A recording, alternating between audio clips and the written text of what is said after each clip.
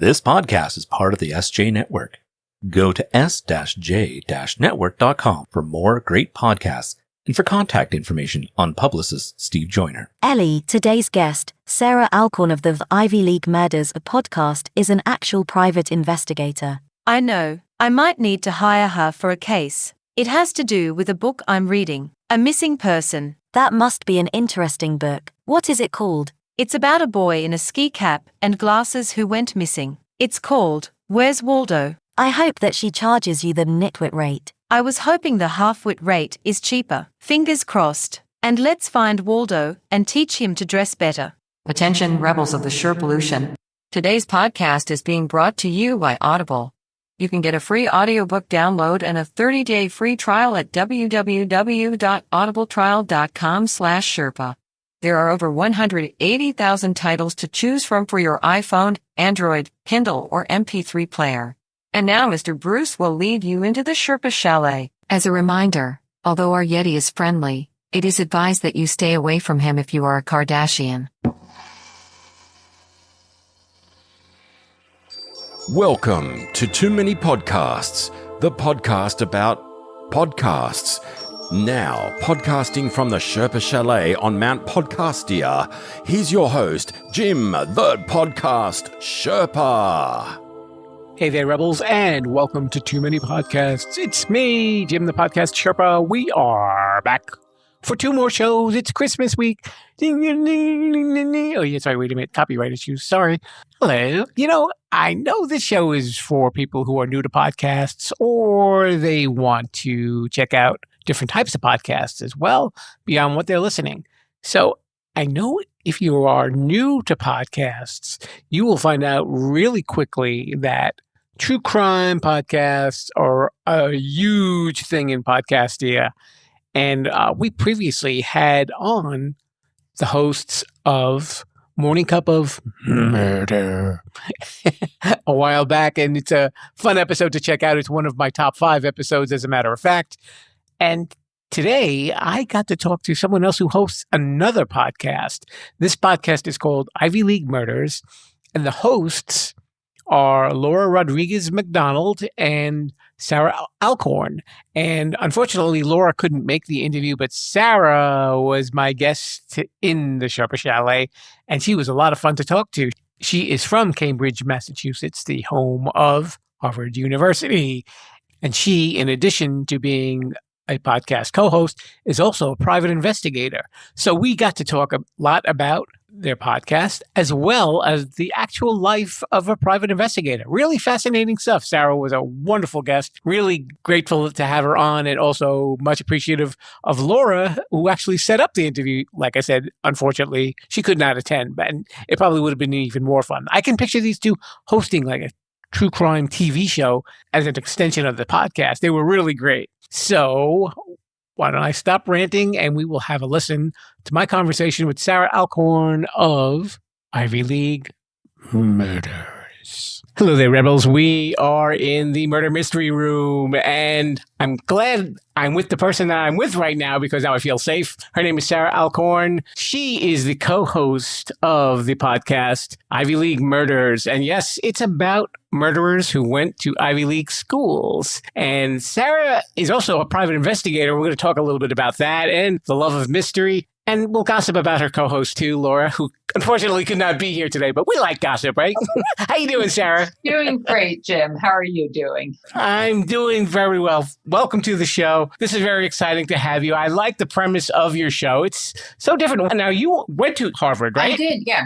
I went to Harvard for undergrad. Very, very much an underachiever there, though, I have to say. And I was in there with giants, but I'm not one of them. So it's okay. I know the importance of going to a prestigious college. I am a graduate of a prestigious clown college. When I go to my reunions, I'm just so humbled. There's literally people there who started YouTube and are solving mortality. I mean, and I'm like, yeah, I'm a private investigator, which is cool. I like what I do, but I'm definitely always humbled by that. So. I have some pretty formidable classmates, is what I'm saying. So now you and Laura, your co-host, you grew up in the Cambridge area, which is near the college. Yeah, we did. We both went to Cambridge and Latin. Cambridge, as they call it, is the People's Republic of Cambridge, and it's a super liberal bastion. And growing up, I think part of what motivated us to do this is we really grew up with Harvard in our backyard. Harvard Square was our hangout place as teens. And so, but I think for a lot of people, the Ivy League is, as exotic as a place like Hawaii. So that's part of the reason why we put this together, was to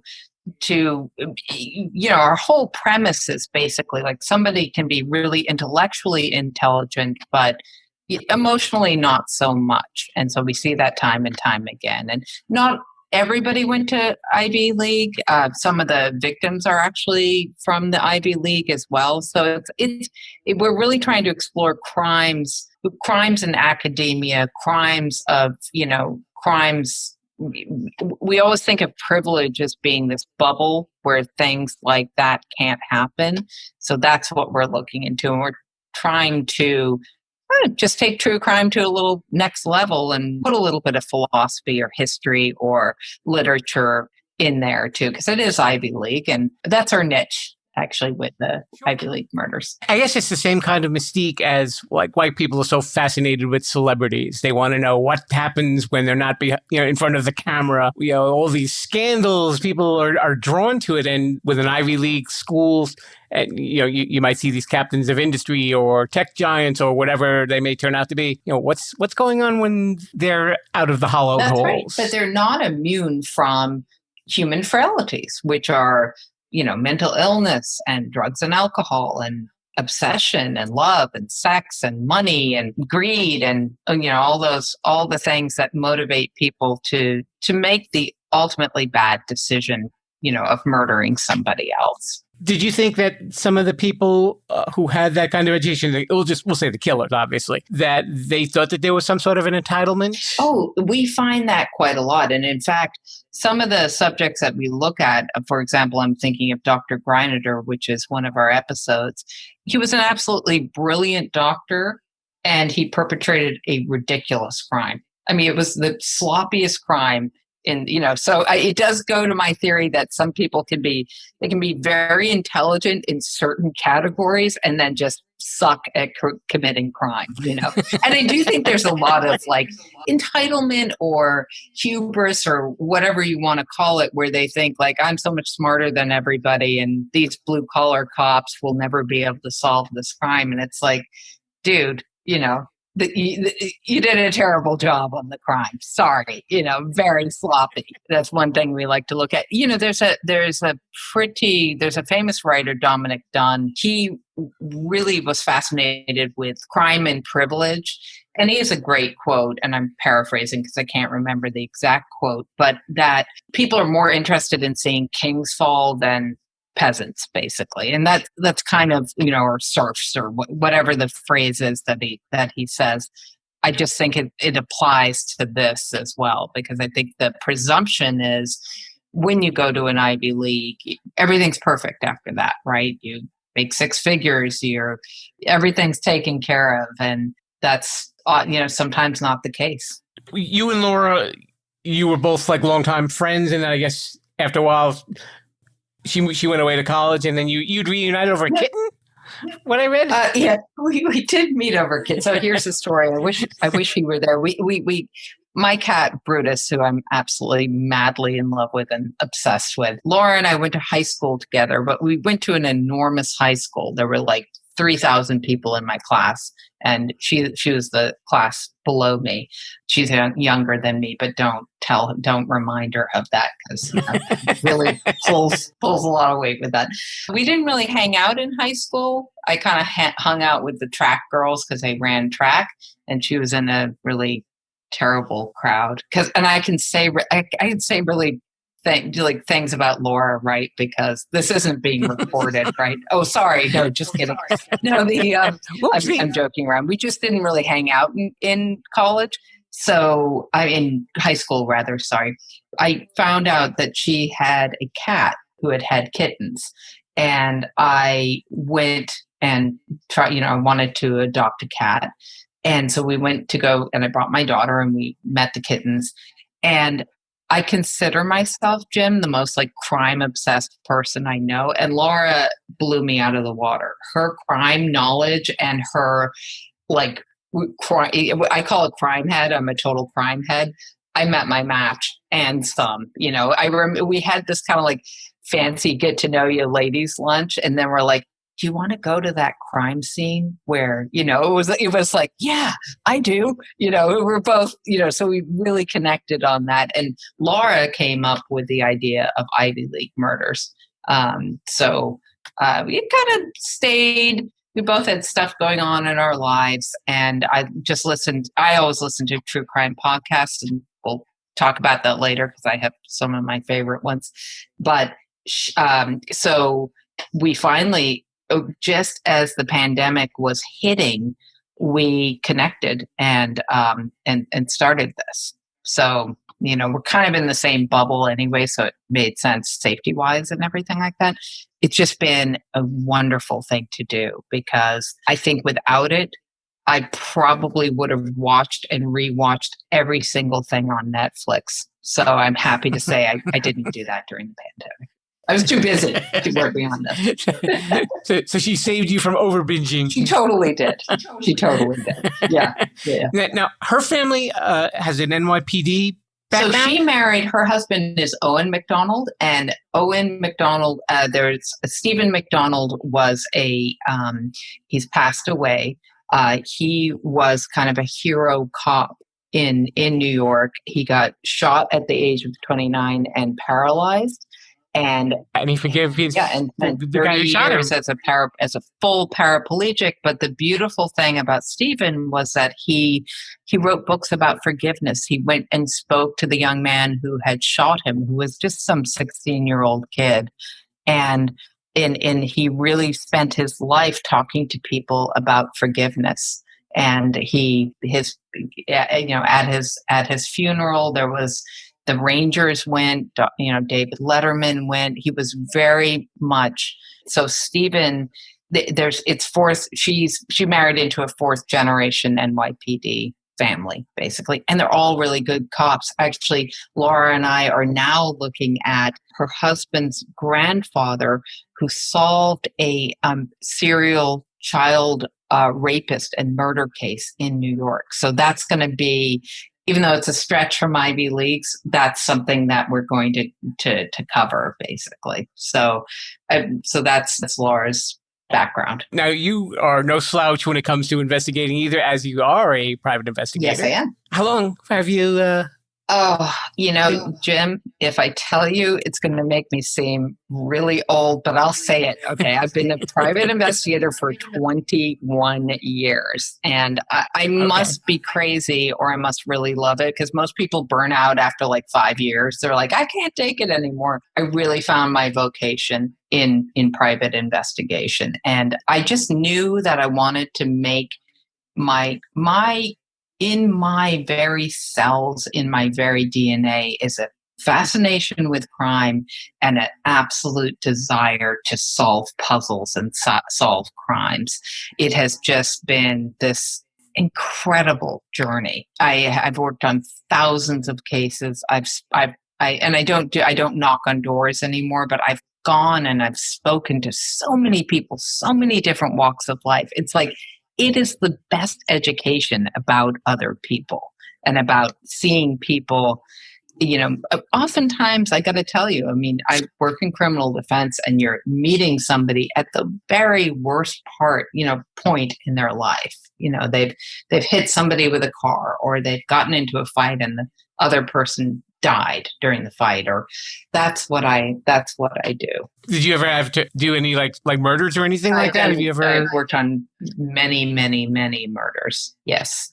Some of them high profile in Boston, anyway. Were there any tie-ins to any of the Ivy League cases, or no? No, actually, but well, that's not true. I'll talk about a case that I worked on. Okay. And actually, it's a case that we will be covering in the podcast. And the guy's name was Dr. Richard Sharp. He was a Harvard-trained doctor, who went to Harvard Medical School. And he was a dermatologist, a very, had a booming business and a very contentious divorce with his wife, Karen Sharp. There was also a lot of allegations about domestic abuse as well. And just one night, Richard Sharp took a gun and went and killed his wife in cold blood. There wasn't any sort of, the murder itself was just, there were witnesses. There was no doubt that he had done it. What had happened at that point, and I believe it was 2000, was the year that he killed his wife. What happened at that time was, after the fact, all these pictures of him, he was a cross-dresser. And so all these pictures of him, that was a sort of very press worthy, if you had the New York Post, caption, right. It was like cross-dressing doc slays wife, type of thing. And it's an interesting, what we kind of want to look at in the episode, and I'll get to my part of the case when, in a moment, but what we want to look at a little bit in the episode is the changing ethos about gender issues and cross-dressing and that kind of thing. I don't think it would garner the same attention now somewhat. I think we are a little bit more educated as a society about, just gender fluidity, and I think people are a bit more open-minded about it. So my part of the case was, after Sharp was convicted, he was accused of making death threats against the district attorney who had put him in prison. My part of the case, and I worked with this wonderful attorney, Janice Basil, what we had to do was do sound tests, because part of what the allegations were was that behind the prison cells, the prison guard had heard Richard Sharp soliciting this other inmate getting out of prison to kill this district attorney. So what we did was, this was Walpole Prison. They cleared out all the cells, and Janice and I did sound tests between the cells and in the back of the cells. And going behind these cells was one of the creepiest places I've ever been. If you don't think about, you just think about cells as being self-contained, but behind the cell, there are these passageways. There's like little crazy hallways with rat skeletons. And, so we did this, and we kind of proved that even in an empty cell block, you couldn't hear very much from the back. And it was kind of a hollow victory, because Sharp was already in prison for life for killing his wife, and they had that conviction.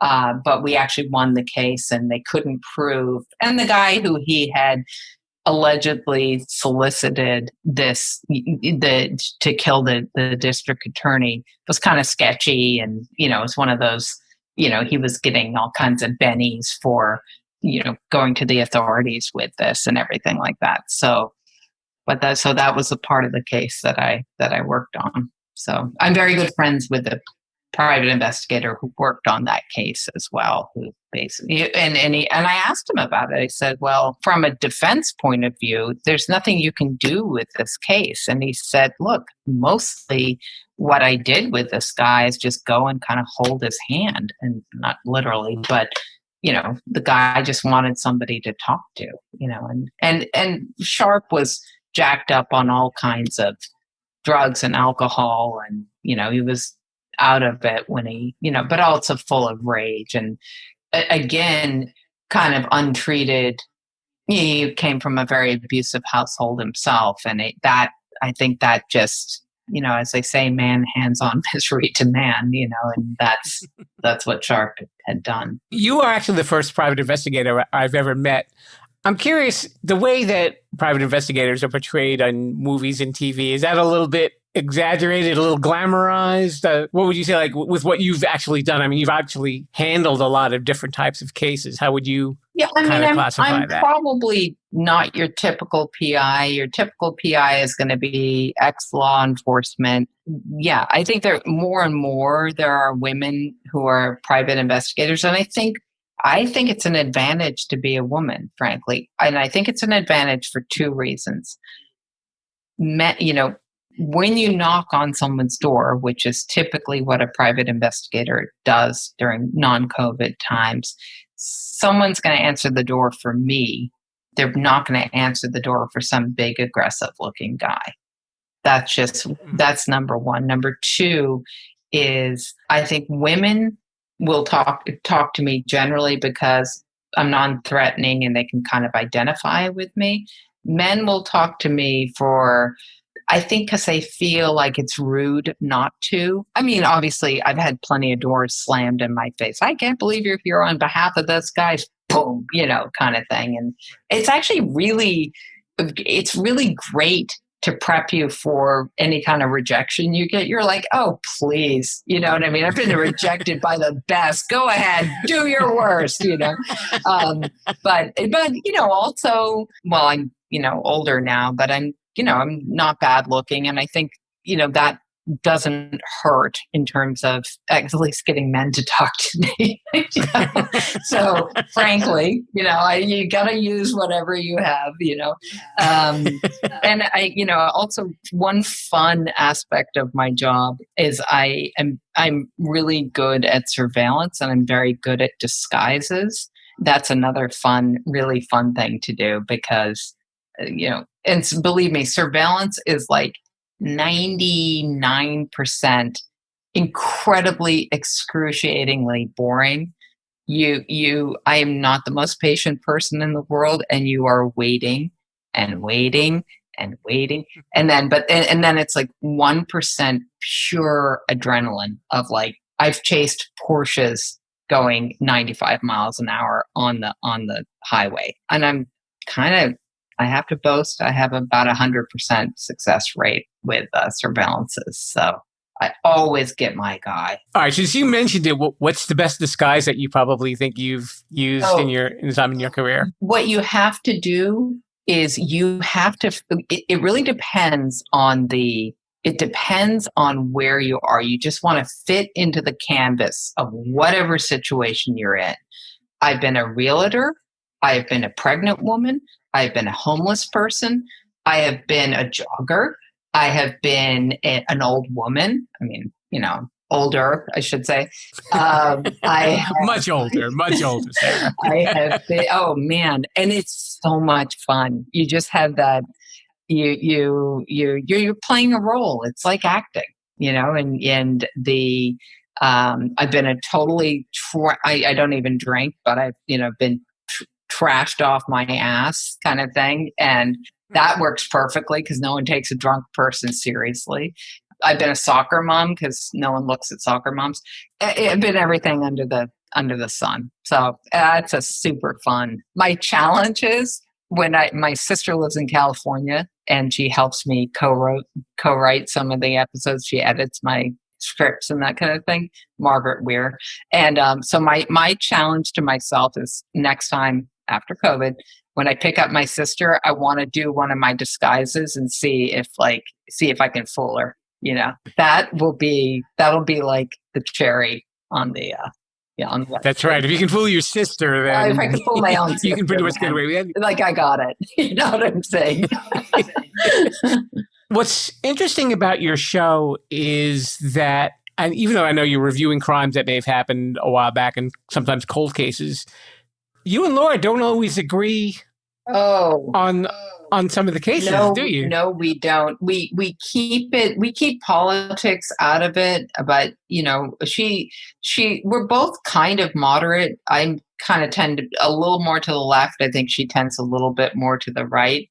I really don't agree with her on some things, but it gets salty sometimes actually, and we really disagree on some things as well, which I think is good. I think it's good to have opposed. I mean, she's wrong, which, but it's still good to have that voice in there. So it does bring a different element to the show, though. So it's not like you're both fawning over each other's responses. It's like, well, wait a minute, what are you thinking here? Yes, I know. That's my argument with a lot of things these days, whether it's, and I'm not to get politics into it, but, whether it's on the right or the left, there's no pushback at all, from, that's my kind of beef with things. It's good to have a little bit of discussion, argument, not to agree with it. And especially when you have something as polemic as a case and whether somebody is guilty or not guilty and the evidence, and just more fun to duke it out and see. That's what you do in trials, right? Whoever, and that's the other thing. I mean, I work for criminal defense. I'm very proud to defend people because to my mind, they've got the full weight of the police, the prosecutor against them. So they have somebody like their, very badly dressed public defender and then someone like me. No, I'm kidding. I'm joking. I work for great attorneys. I'm just joking around. They have their public defender or they have their lawyer. And then they have somebody like me. So I'm their legs on the ground and they can tell me, I want you to go and find this and that.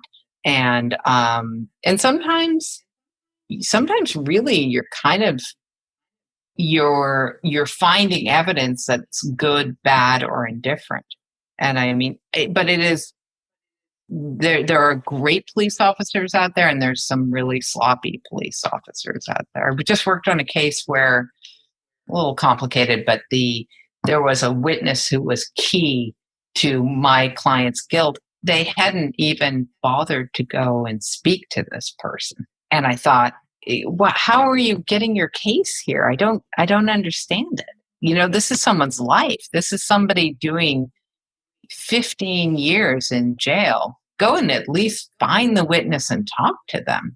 It's astonishing. And this actually kind of ties back to what we were talking about before we started recording about people being found guilty in the court of public opinion without, people just point a finger and say, oh, yeah, well, they did it. Yeah, absolutely. Until you look at the full picture and understand all the parties and the alliances and that's why our system is not perfect, but I do feel like we do have at least a decent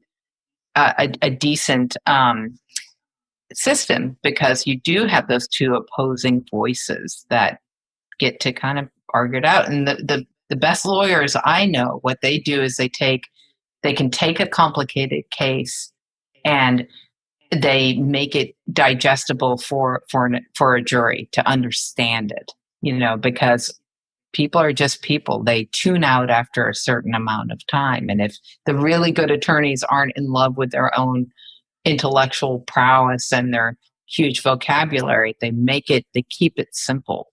And I think anybody, I think that's the best approach. What's funny, speaking of juries, is we can now speak to jury members after decisions have been reached, which we didn't used to be able to do. So some of it is like after the fact, going and speaking to jury members and finding out what their impressions were of the case, which is it's pretty interesting how people come to the decisions that they do. Yeah, and especially when with a jury, you've got a room full of people, and are they all thinking the same way that I'm thinking? Do they see the crime the same way that I saw it, or is there? I do, and I think in certain cases there's certain aha moments that can sway jury one way or the other, and that's why I think you have to have the integrity of the evidence. You have to present everything, and to not do that is, then you're remiss. Okay, I'm going to make you think for a little bit. God, please don't. What time is it? It's 9:39. Oh my God. There's no math. I promised you no math, Sarah, so there will be no math. Okay, out of the episodes that you've done as a private investigator, were there any cases that you wish that you had actually personally investigated?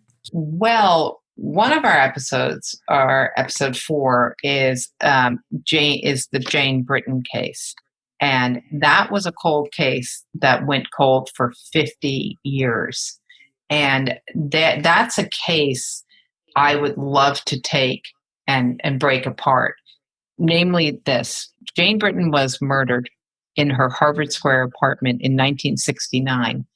In 1963, one of the Boston Strangler victims was killed in the same building. Laura and I found that out in terms of taking this case apart. And I would love more information about the person who ultimately got tied to the Jane Britton murder, because I believe he was sort of a protege of the Boston Strangler. And this is not national news. He's the guy who killed Jane Britton is a serial killer.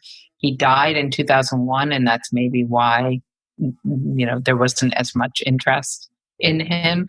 But he had 2 other victims that we know of.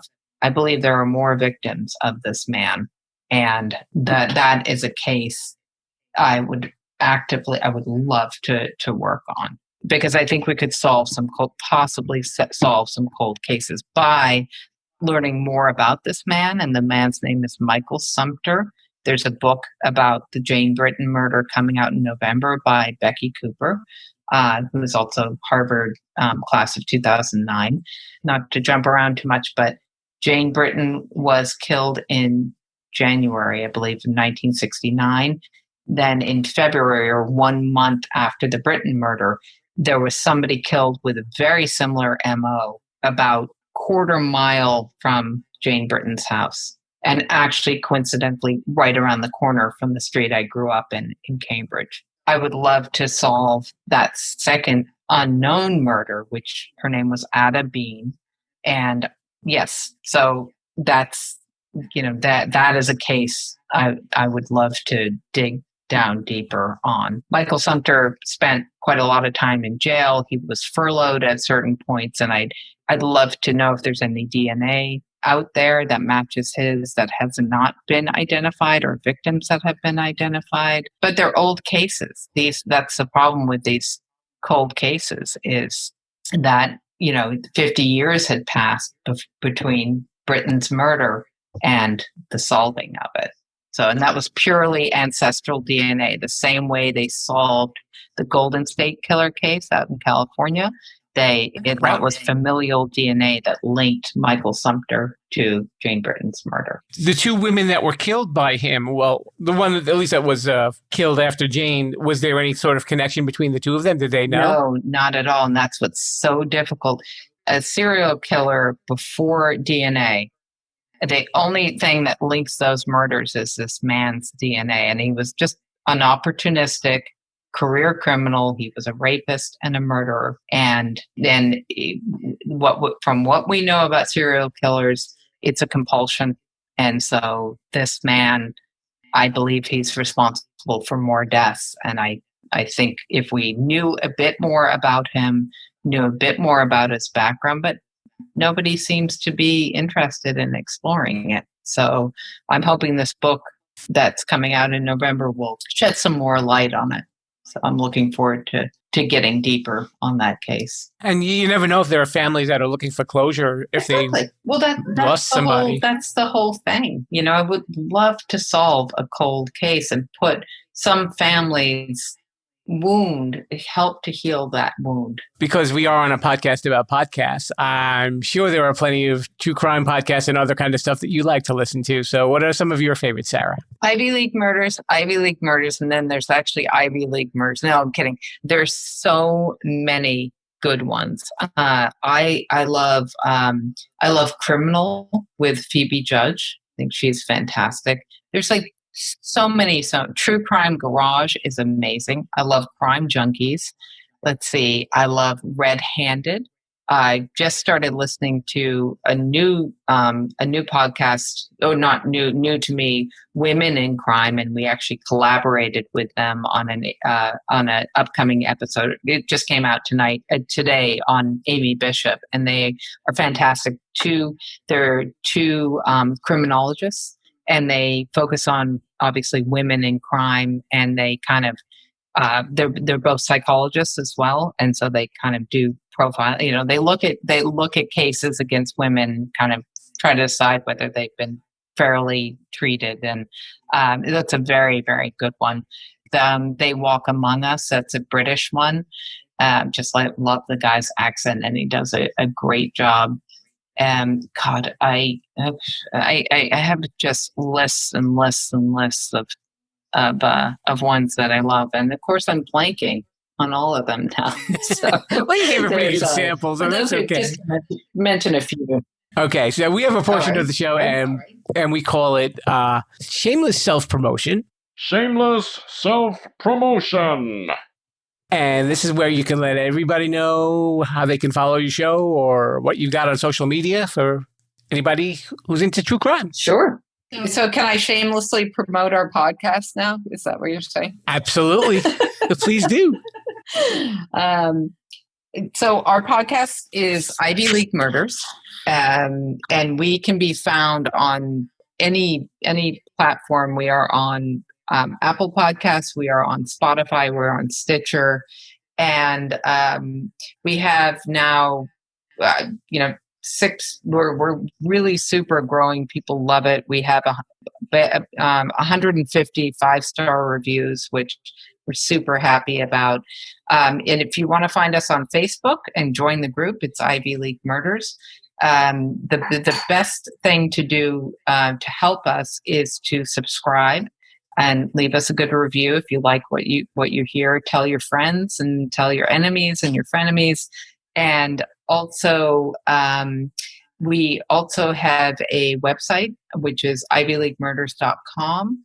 And just reach out to us. We're always open to, we love interacting with people. We love hearing about crimes in academia. And we just love to hear from you. And just join the group. It's so much fun. I can't tell you. We just have a lot of fun. There's always a mystery to be found somewhere, and these ladies can definitely solve it, I'm sure.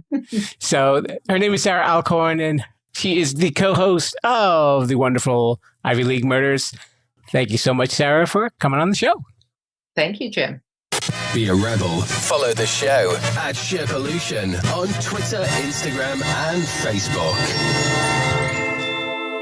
And now it's time for Sherpa Suggestions.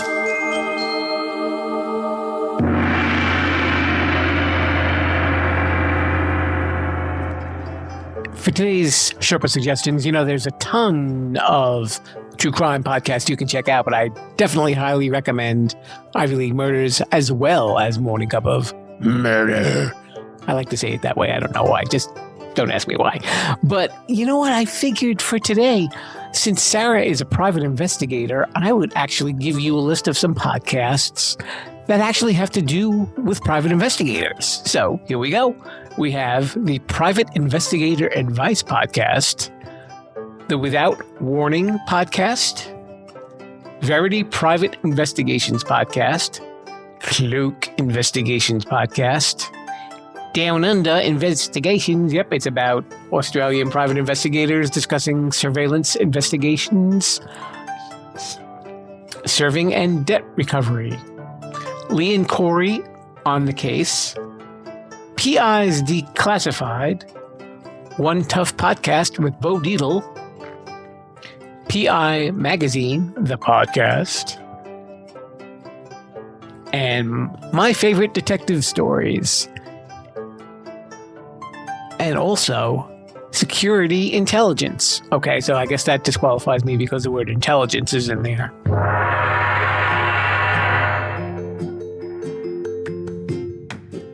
Very special thanks to Sarah Alcorn of Ivy League Murders for swinging on by the Sherpa Chalet. Had a great time talking with her. I thought she was such a fascinating guest. And don't forget to check out Ivy League Murders with her and Laura. Hey, you know what? If you are listening to this in real time, you are 2 days away from Christmas. Uh-oh. What if you got to get some last-minute Christmas presents? You know what you can do? Go to my website, Sherpalution.com, and there is a link to something that we call the Sherpa Shop. What is that? It's over 100 websites where you can do some online shopping, get something for that someone special, or maybe even just treat yourself to something really cool. There's a wide variety of things that you can buy, and a percentage of what you spend will actually go to the charity Feeding America. So treat yourself to something special for the holidays and help a charity. Help feed people. Nice, right? Can't miss out. So, Mr. Bruce, I know we're getting ready for Christmas. We've got to hang the mistletoe over the yak. Why don't you show everybody to the door, and I will make some Christmas cookies shaped like mountain lions. Okay, Rebels, we will see you on Friday with our guest, Catherine Brodsky. Until then, viva la Sherpalution. Thanks for listening to Too Many Podcasts. Please disperse. You can go home now. I said you can go home now. Viva la Sherpalution. Viva la Sherpalution. Oh. Yeah, I'll come back now, you hear?